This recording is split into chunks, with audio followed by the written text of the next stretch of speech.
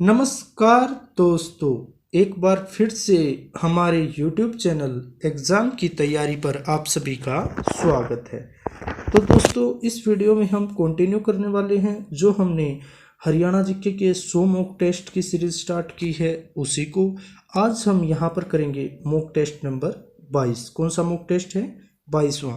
और जो ये मॉक टेस्ट हैं ये आने वाले हरियाणा के सभी एग्ज़ाम्स में बहुत ही ज़्यादा हेल्पफुल रहने वाले हैं और स्पेशली ये डिज़ाइन किए गए हैं जो हरियाणा सीईटी का एग्ज़ाम होना है, इसके अलावा हरियाणा पुलिस का एग्ज़ाम होना है और ग्राम सचिव पटवारी का एग्ज़ाम होना है, उसके लिए ये बहुत ही ज़्यादा हेल्पफुल रहने वाले हैं।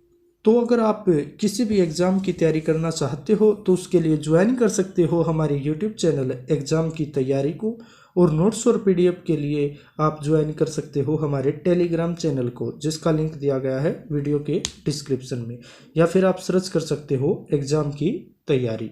तो देखिए, यहाँ पर जो पहला क्वेश्चन रहेगा वो है, हरियाणा के कौन से शहर को विज्ञान नगरी के नाम से जाना जाता है जहां वैज्ञानिक उपकरणों का सर्वाधिक उत्पादन होता है? तो जो हरियाणा में ऐसा कौन सा शहर है जिसको विज्ञान नगरी के नाम से जाना जाता है?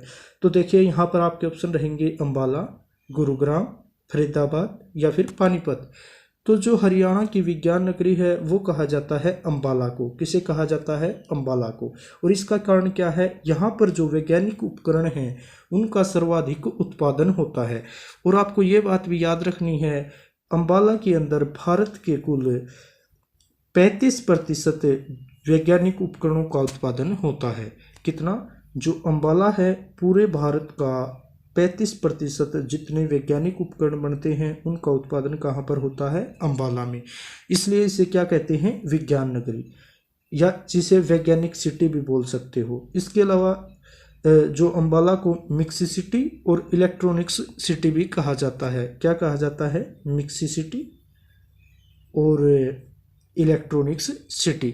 अब जो अंबाला है इससे रिलेटेड 2-3 फैक्ट और भी इम्पोर्टेंट हैं। जो अंबाला के अंदर सबसे ज़्यादा नेशनल हाईवेज गुजरते हैं।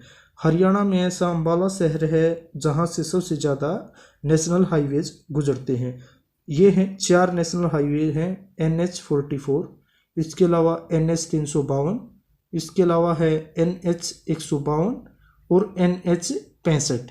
कौन सा? NH 65। इसके अलावा अंबाला और जो सिरसा की लोकसभा सीट है, जो अंबाला और सिरसा की लोकसभा सीट है, ये दोनों ही कौन आरक्षित सीट रहेंगी। और जो अंबाला सीट है वहाँ पर अभी MP कौन है? रतनलाल कटारिया। कौन है? रतनलाल कटारिया। और जो भारत सरकार है उनमें इसको क्या दिया गया है? जल शक्ति मंत्रालय। कौन सा मंत्रालय दिया गया है? जल शक्ति मंत्रालय। तो ये चीज़ें यहाँ से बहुत ही ज़्यादा इंपॉर्टेंट रहेंगी, तो इनको भी आप याद रखना। बात करेंगे नेक्स्ट क्वेश्चन की। पंडित रामकृष्ण व्यास किस क्षेत्र से संबंध रखते हैं? आपके ऑप्शन रहेंगे हरियाणवी हस्तकला, हरियाणवी नृत्य, हरियाणवी कला या फिर हरियाणवी स्वांग। तो जो पंडित रामकृष्ण व्यास थे ये क्या थे? ये हरियाणा के बहुत ही मशहूर सांगी थे। तो इनका संबंध किससे रहेगा? हरियाणवी स्वांग से। किससे रहेगा? हरियाणवी स्वांग से। और आपको पता होना चाहिए जो पंडित रामकृष्ण व्यास हैं इनके जो महत्वपूर्ण सांग थे वो कौन कौन से थे? तो सबसे इम्पोर्टेंट जो स्वांग रहेंगे इनके, एक तो था गोपीचंद। कौन सा था? गोपीचंद। इसके अलावा था रूपकला। कई बार ये स्वांग भी पूछ लिए जाते हैं एग्जाम में, रूपकला। इसके अलावा था जादूखोरी। कौन सा था? जादूखोरी। इसके अलावा हीरामल जमाल और नल दमयंती। कौन सा था? नल दमयंती। तो ये जो 5-6 पंडित रामकृष्ण व्यास के स्वांग थे ये हरियाणवी स्वांग से संबंध रखते थे, और गोपीचंद, रूपकला, जादूखोरी, हीरामल जमाल और नल दमयंती इसके महत्वपूर्ण स्वांग थे। बात करें नेक्स्ट क्वेश्चन की। प्रसिद्ध लेखक बिशंबर नाथ कौशिक का जन्म हरियाणा के किस जिले में हुआ? आपके ऑप्शन रहेंगे सिरसा, अंबाला, रोहतक या फिर पंचकुला। तो जो पंडित बिशंबर नाथ कौशिक थे ये एक प्रसिद्ध लेखक रहे हैं हरियाणा के। इनका जन्म हुआ था कहाँ पर? अंबाला में। कहाँ पर हुआ? अंबाला में। नेक्स्ट क्वेश्चन की बात करें। शासक तैमूर ने हरियाणा के कौन कौन से शहर पर हमला किया? जो तैमूरलंग की बात हो रही है यहाँ पर, आपके ऑप्शन रहेंगे फतेहाबाद, सिरसा, हिसार या फिर इन सभी पर। तो जो तैमूरलंग था उसने फतेहाबाद पर भी आक्रमण किया था, सिरसा पर भी और हिसार पर भी। तो यहाँ से आपका डी ऑप्शन बिल्कुल सही रहेगा, उपरोक्त सभी। बात करें नेक्स्ट क्वेश्चन की। प्रसिद्ध पुस्तक पृथ्वीराज रासो किसने लिखी? आपके ऑप्शन रहेंगे चंद्रवरदाई, सूरदास या दोनों या इनमें से कोई नहीं। तो जो पृथ्वीराज रासो है ये लिखी गई थी चंद्रवरदाई के द्वारा। किसके द्वारा लिखी गई थी? चंद्रवरदाई के द्वारा। और जो चंद्रवरदाई थे ये पृथ्वीराज चौहान के दरबारी कवि थे। किसके कवि थे? पृथ्वीराज चौहान के। और जो पृथ्वीराज रासो है इसमें पृथ्वीराज चौहान के जो जीवन का वर्णन किया गया है। किसके द्वारा लिखी गई है? ये चंद्रवरदाई के द्वारा। बात करें नेक्स्ट क्वेश्चन की। हरियाणा का अधिकतम भाग निम्न में से किस मृदा का प्राधान्य है? आपके ऑप्शन रहेंगे कछारी मृदा, मृस्थली मृदा या रेतीली दोमट मृदा या दोमटी मृदा। तो देखिए क्वेश्चन ये पूछा गया है कि हरियाणा का जो अधिकतम भाग में किस प्रकार की मृदा पाई जाती है। तो हरियाणा में सबसे ज़्यादा पाई जाती है रेतीली दोमटी मिट्टी। कौन सी पाई जाती है? रेतीली दोमटी मिट्टी। तो यहाँ से आपका सी ऑप्शन बिल्कुल सही रहेगा। नेक्स्ट क्वेश्चन की बात करें तो देखिए, पंचायती राज संस्थान में चुनाव के लिए न्यूनतम शैक्षणिक योग्यता निर्धारित करने के लिए हरियाणा राज्य विधानसभा ने हरियाणा पंचायती राज संशोधन विधेयक 2015 पारित किया। ये कब किया? देखिए सबसे पहले आपको पता होना चाहिए जो पंचायती राज संशोधन 2015 है इसके अंदर जो न्यूनतम शैक्षणिक योग्यता निर्धारित करनी है पंचायती राज में कि जो सरपंच का चुनाव होता है उसकी जो शैक्षणिक योग्यता कितनी होनी चाहिए कम से कम। तो ऐसा करने वाला जो हरियाणा है ये भारत का दूसरा राज्य बन गया। और पहला राज्य कौन सा है जिसने शैक्षणिक योग्यता निर्धारित कर रखी है? वो है राजस्थान। कौन सा है? राजस्थान। तो अब पूछ रहा है कि जो ये विधेयक है पंचायती राज संशोधन का 2015 का, ये हरियाणा में कब पारित हुआ? आपके ऑप्शन हैं 10 सितंबर 2015 को, 1 सितंबर 2015 को या 10 अक्टूबर 2015 को या फिर 7 सितंबर 2015 को। तो ये पारित हुआ था 7 सितंबर 2015 को। और इसमें जो शैक्षणिक योग्यता कितनी निर्धारित की गई? 10वीं पास होना चाहिए। कितनी रखी गई? 10वीं पास की। तो ये क्वेश्चन भी यहाँ से बहुत ही ज़्यादा इम्पोर्टेंट रहेगा। बात करें नेक्स्ट क्वेश्चन की। परमाणु ऊर्जा संयंत्र गोरखपुर जो कि कहाँ पर है? फतेहाबाद। इसकी उत्पादन अक्षमता कितनी है?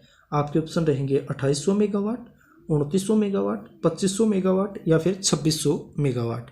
देखिए ये क्वेश्चन यहाँ से बहुत ही ज़्यादा इम्पोर्टेंट रहने वाला है। सबसे पहले आपको पता होना चाहिए हरियाणा का जो एकमात्र पहला परमाणु संयंत्र है वो गोरखपुर फतेहाबाद में रहेगा। ये हरियाणा का पहला क्या है? परमाणु ऊर्जा संयंत्र है। और इसकी जो स्थापना कब हुई? 13 जनवरी 2014 को। और उस टाइम पर किसके द्वारा किया गया था इसका उद्घाटन? डॉक्टर मनमोहन सिंह के द्वारा। किसके द्वारा? डॉक्टर मनमोहन सिंह के द्वारा। और उस टाइम पर हरियाणा के जो सीएम थे वो कौन थे? भूपेंद्र सिंह हुड्डा। अब इसमें पूछ रहा है इसमें कितनी अक्षमता का उत्पादन होता है? तो यहाँ पर कुल 2800 मेगावाट का उत्पादन होता है। और इसके अंदर 4 यूनिट हैं और जो चारों यूनिट हैं वो 700 मेगावाट की 4 यूनिट रहेंगी। तो कुल उत्पादन क्षमता रहेगी इसकी 2800 मेगावाट। और ये हरियाणा का पहला परमाणु ऊर्जा संयंत्र रहेगा। कहाँ पर? गोरखपुर फतेहाबाद में। देखिए बात करते हैं नेक्स्ट क्वेश्चन की। निम्न का मिलान कीजिए। यहाँ पर आपके सामने 2 सूची दी गई हैं। ये स्थान है और ये उन पूछा है कि ये कहाँ पर स्थित है। देखिए सबसे पहले पूछा है हथेनी कुंड है जो ये किस शहर में है, सूरज कुंड कहाँ पर है, सुखना झील कहाँ पर है और दमदमा झील कहाँ पर है। तो यहाँ पर देखिए दूसरी सूची में दिया गया है चंडीगढ़, यमुनानगर, गुरुग्राम और फरीदाबाद। तो देखिए ये यहाँ से फिर इनके आंसर हमें छाटने। तो डायरेक्ट हम बात करते हैं जो हथेनी कुंड है। हथेनी कुंड, बैराज और जो ताजेवाला कॉम्प्लेक्स है दोनों ही कहाँ पर रहेंगे? यमुनानगर में। तो जो ए है इसका हो गया 2। इसके अलावा जो सूरज कुंड है आपको पता है सूरजकुंड मेला लगता है कहाँ पर, फरीदाबाद में, तो बी का हो गया 4। नेक्स्ट है सुकना झील। सुकना झील चंडीगढ़ की बहुत ही फेमस झील है, तो यहाँ पर सी का हो गया 1। इसके अलावा जो दमदमा झील है जो हरियाणा की सबसे बड़ी झील है, ये रहेगी गुरुग्राम के अंदर, तो डी का हो गया 3। अब हमें इनमें से छांटना है कि कौन सा आंसर है जो वो बिल्कुल सही रहेगा। तो देखिए ए का 2, तो यहाँ पर या तो ए ऑप्शन आ सकता है या डी ऑप्शन आ सकता है। बी का 4, तो यहाँ पर जो ए ऑप्शन है वो बिल्कुल राइट रहेगा। तो यहाँ पर देखिए हथिनीकुंड बैराज और ताजेवाला कॉम्प्लेक्स यमुनानगर में, सूरजकुंड फरीदाबाद में, सुकना झील चंडीगढ़ में और दमदमा झील कहाँ पर रहेगी, गुरुग्राम में। और जो दमदमा झील है ये हरियाणा की सबसे बड़ी झील है। बात करें नेक्स्ट क्वेश्चन की, सलवान का प्राचीन नाम क्या था? आपके ऑप्शन रहेंगे सालुकिनी, सरपदेवी, वारा या फिर जयंत्या। तो जो सलवान है इसका जो प्राचीन नाम था वो था सालुकिनी। क्या था? सालुकिनी। तो यहाँ से ए ऑप्शन आपका बिल्कुल सही रहेगा। नेक्स्ट क्वेश्चन की बात करें, अष्टाध्यायी के रचनाकार का नाम क्या था? आपके ऑप्शन रहेंगे पाणिनि या फिर मोहम्मद अफजल या महेश्वर शिव या फिर हीरादास। तो जो अष्टाध्यायी है ये पुस्तक किसके द्वारा लिखी गई थी? ये लिखी गई थी पाणिनि ऋषि के द्वारा। किसके द्वारा लिखी गई थी? पाणिनि के द्वारा। नेक्स्ट क्वेश्चन की बात करें, मुख्यमंत्री रत्न पुरस्कार किस क्षेत्र में दिया जाता है? आपके ऑप्शन रहेंगे औद्योगिक, श्रमिक या फिर शिक्षा या फिर सामाजिक क्षेत्र या फिर खेल क्षेत्र। तो जो मुख्यमंत्री रत्न पुरस्कार है ये दिया जाता है औद्योगिक श्रमिक क्षेत्र में। किस में दिया जाता है? औद्योगिक श्रमिक क्षेत्र में। और इसके अंदर 1 लाख रुपए की राशि पुरस्कार के रूप में दी जाती है। कितनी राशि दी जाती है? 1 लाख रुपए। आपको हरियाणा का सर्वोच्च खेल पुरस्कार का भी पता होना चाहिए, जो कौन सा है? भीम पुरस्कार। कौन सा है? भीम पुरस्कार। नेक्स्ट क्वेश्चन की बात करें तो देखिए, किस वर्ष से सूर्य पुरस्कार का नाम बदलकर सूर्य सम्मान कर दिया गया है? सबसे पहले आपको पता होना चाहिए जो हरियाणा का सर्वोच्च साहित्य सम्मान है वो है सूर्य सम्मान। पहले इसका नाम था सूर्य पुरस्कार, अभी पूछ रहा है जो सूर्य सम्मान इसका नाम कब कर दिया गया। आपके ऑप्शन है 2001 में, 2006 में, 2008 में या फिर 2009 में। तो जो भूपेंद्र सिंह हुड्डा थे उन्होंने 22 मई 2006 को, कब? 22 मई 2006 को इसका नाम बदलकर सूर्य पुरस्कार से क्या कर दिया? सूर्य सम्मान। तो यहाँ से आपका बी ऑप्शन बिल्कुल सही रहेगा, 2006। और डेट भी पूछ सकता है 22 मई 2006। और इसमें जो पुरस्कार राशि है वो कितनी है? वो रहेगी 1.5 लाख रुपए। कितनी रहेगी? 1.5 लाख रुपए। नेक्स्ट क्वेश्चन की बात करें, सोलर सिटी किसे कहा जाता है? आपके ऑप्शन है गुरुग्राम, करनाल, हिसार या फिर पानीपत। तो जो सोलर सिटी है ये कहा जाता है गुरुग्राम को। किसे कहा जाता है? गुरुग्राम को। नेक्स्ट क्वेश्चन की बात करें तो देखिए, हरियाणा पंचायती राज एक्ट 1994 को राष्ट्रपति की मंजूरी कब दी गई? आपके ऑप्शन रहेंगे 21 अप्रैल 1994 को या फिर 4 मई 1994 को या फिर 10 मई 1994 को या इनमें से कोई नहीं। तो जो हरियाणा पंचायती राज एक्ट 1994 है, राष्ट्रपति के द्वारा इसकी जो मंजूरी दी गई वो दी गई थी 21 अप्रैल 1994 को। कब दी गई थी? 21 अप्रैल 1994 को। तो ये यहाँ से आपका ए ऑप्शन बिल्कुल सही रहेगा। नेक्स्ट क्वेश्चन की बात करें तो देखिए, मुख्यमंत्री मुफ्त इलाज योजना की शुरुआत हरियाणा में कब की गई? आपके ऑप्शन रहेंगे 15 अगस्त 2004 या फिर जनवरी 2014 या फिर 14 अगस्त 2004 या फिर 12 अगस्त 2004। तो जो मुख्यमंत्री मुफ्त इलाज योजना है इसकी शुरुआत जो हरियाणा में की गई वो की गई जनवरी 2014 में। कब की गई? जनवरी 2014 में। तो यहाँ से बी ऑप्शन आपका बिल्कुल सही रहेगा।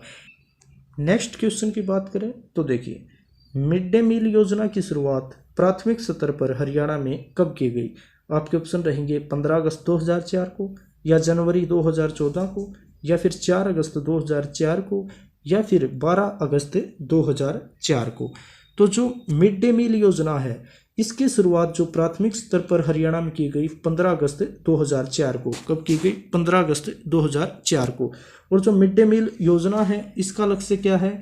जो भी स्कूल में बच्चे पढ़ते हैं उनके लिए जो भोजन प्रोवाइड करवाना इसका लक्ष्य है। और जो प्राथमिक स्तर पर ये कब शुरुआत की गई इसकी, 15 अगस्त 2004 को।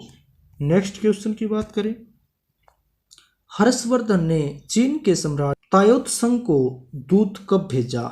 आपके ऑप्शन रहेंगे 641 ईस्वी में, 642 ईस्वी में, 643 ईस्वी में या फिर 644 ईस्वी में। देखिए, हर्षवर्धन ने जो चीन के सम्राट थे उनको एक दूत भेजा था और पूछ रहा है वो कब भेजा था, तो ये भेजा था 641 ईस्वी में। कब भेजा था? 641 ईस्वी में। बात करें नेक्स्ट क्वेश्चन की, देवी रक्षक योजना की शुरुआत हरियाणा में कब की गई? आपके ऑप्शन रहेंगे 26 अक्टूबर 2004 को, या 2 अक्टूबर 2003 को, या फिर 14 अगस्त 2004, या फिर 12 मई 2014 को। तो जो देवी रक्षक योजना है हरियाणा में इसकी शुरुआत की गई 2003 में गांधी जयंती के अवसर पर। 2 अक्टूबर 2003 को हरियाणा में देवी रक्षक योजना की शुरुआत की गई। इसके अलावा एक क्वेश्चन और भी पूछ लिया जाता है आपसे कि देवी रूपक योजना की शुरुआत कब की गई? देवी रूपक योजना की शुरुआत की गई थी 25 सितंबर 2002 को। कब की गई थी? 2002 को। तो ये बात याद रखनी है आपको, देवी रक्षक योजना आई 2003 में और जो देवी रूपक योजना है ये आई 2002 में। तो ये दोनों ही आपको याद रखने हैं। नेक्स्ट क्वेश्चन की बात करें, मनरेगा का पूरे हरियाणा में विस्तार कब किया गया? आपके ऑप्शन रहेंगे 1 अप्रैल 2008 को, या फिर 8 सितंबर 2002 को, या फिर 14 अगस्त 2004 को, या फिर 10 अगस्त 2004 को।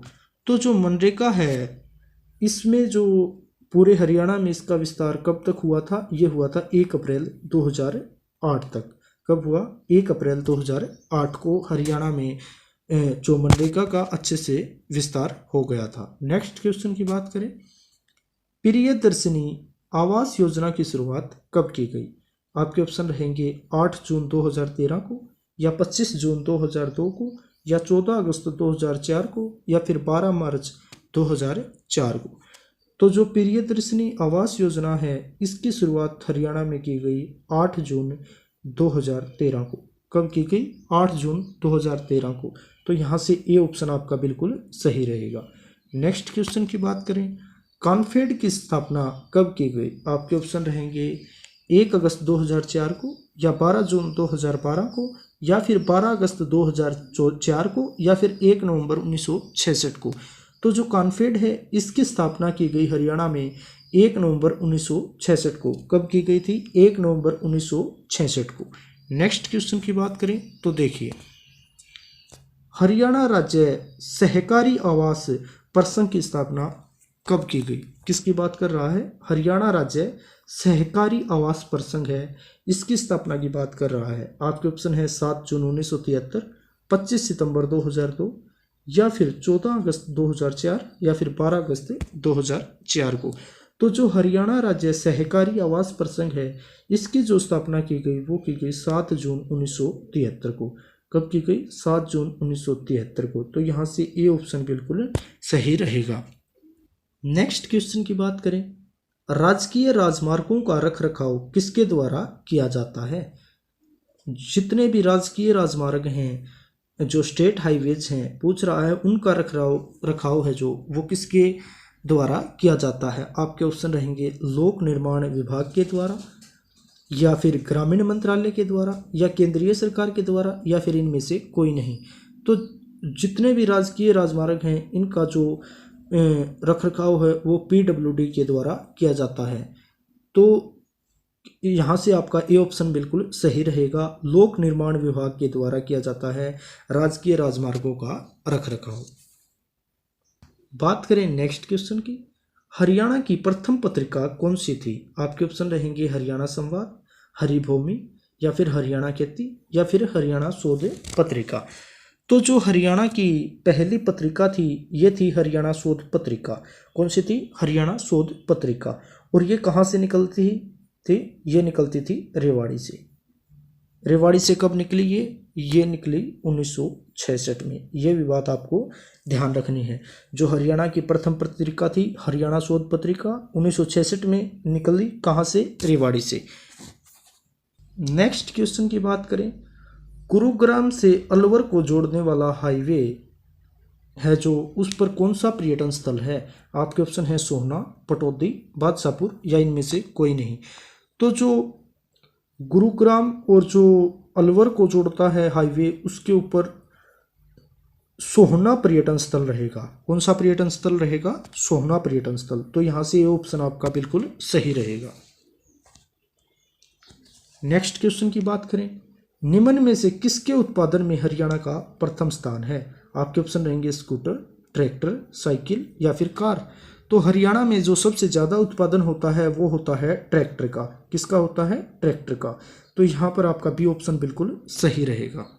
बात करें नेक्स्ट क्वेश्चन की, निम्न में से कौन सा राष्ट्रीय राजमार्ग कैथल के निकट है? आपके ऑप्शन रहेंगे NH2, NH35 या फिर NH65 या NH56। तो जो पूछ रहा है कैथल के निकट कौन सा जो नेशनल हाईवे रहेगा, तो ये रहेगा नेशनल हाईवे 65 NH65। और इसका नाम कौन सा क्या है? नरवाना राजगढ़ राजमार्ग। कौन सा राजमार्ग है? नरवाना राजगढ़ राजमार्ग। इसके अलावा आपको ये पता होना चाहिए जो NH2 है, ये बहुत ही ज़्यादा इंपॉर्टेंट क्वेश्चन है। NH2 राजमार्ग है, इसे कहते हैं दिल्ली कोलकाता राजमार्ग। और जो हरियाणा में ये कहाँ से कहाँ तक जाता है? फरीदाबाद से स्टार्ट होता है ये हरियाणा में, और उससे आगे ये जाता है बल्लभगढ़ से होता हुआ पलवल, मथुरा और आगरा चला जाता है। इसका नाम रहेगा जो NH2 है दिल्ली कोलकाता राजमार्ग। और जो कैथल के निकट है ये है NH65 जो कौन सा है? नरवाना राजगढ़ राजमार्ग।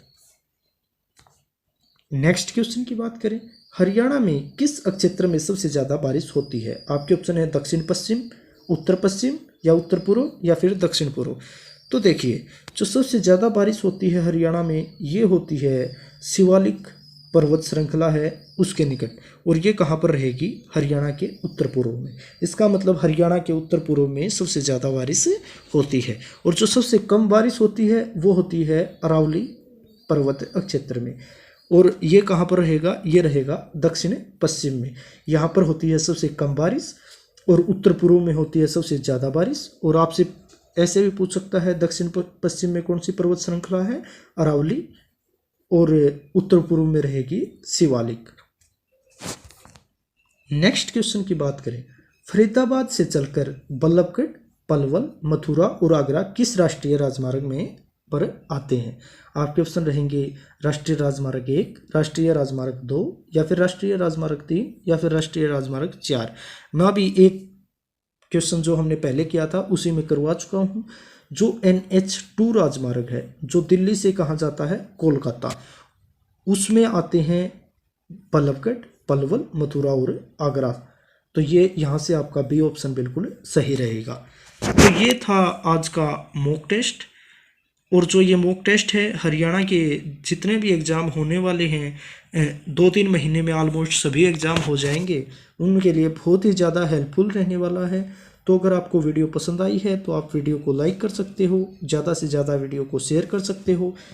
और अगर आप किसी भी एग्ज़ाम की तैयारी करना चाहते हो तो उसके लिए हमारे YouTube चैनल से जुड़ सकते हो। नोट्स और PDF के लिए आप ज्वाइन कर सकते हो हमारे टेलीग्राम चैनल को, जिसका लिंक दिया गया है वीडियो के डिस्क्रिप्शन में। तो आप अच्छे से पढ़ते रहिए, स्वस्थ रहिए, मस्त रहिए, मेहनत करते रहिए। Okay, thank you.